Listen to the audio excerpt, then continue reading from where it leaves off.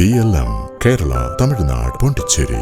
ആയുർവേദവും അലോപ്പതിയും ഒന്നിച്ചു മുന്നേറിയാൽ അത്ഭുതങ്ങൾ സംഭവിക്കുമെന്ന് ഗവർണർ രാജേന്ദ്ര വിശ്വനാഥ് ആർലേക്കർ. കോട്ടക്കൽ ആയുർവേദശാല സ്ഥാപക ദിനാഘോഷവും ധർമാശുപത്രി ശതാബ്ദി ആഘോഷ സമാപനവും ഉദ്ഘാടനം ചെയ്ത് സംസാരിക്കുകയായിരുന്നു അദ്ദേഹം. ആയുർവേദം ചികിത്സാ സംവിധാനം മാത്രമല്ല, ആരോഗ്യ പ്രതിരോധ രീതി കൂടിയാണ്. അത് പ്രകൃതിദത്തവുമാണ്. ആയുർവേദം നമ്മുടെ പാരമ്പര്യത്തിന്റെ ഭാഗമായതിനാൽ അത് സംരക്ഷിക്കുകയും പ്രചരിപ്പിക്കുകയും ചെയ്യേണ്ടത് എല്ലാവരുടെയും ഉത്തരവാദിത്തമാണ്.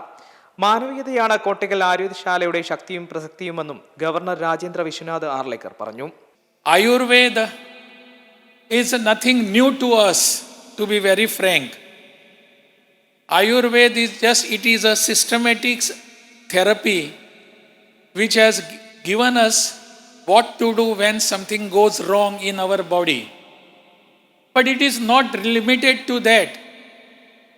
Ayurveda is also a preventive therapy. If you take preventive medicines, not necessarily medicines, if you do something preventive measures, you need not go to the doctor, you need not take any medicine. That is what Ayurveda has been telling us. And Ayurveda's speciality is that Ayurveda doesn't give you medicines at the instant.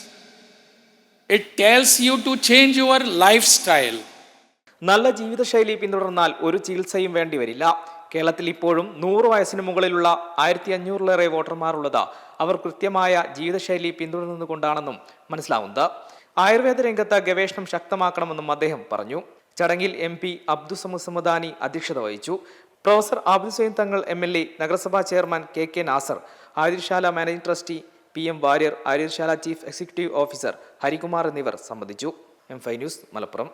മെമ്പർമാരുടെ നിക്ഷേപങ്ങൾക്ക് ഉയർന്ന ലാഭവിഹിതം നൽകുന്ന കേന്ദ്ര സർക്കാർ സഹകരണ registered society Bharat ലജ്ന multi state housing cooperative society limited.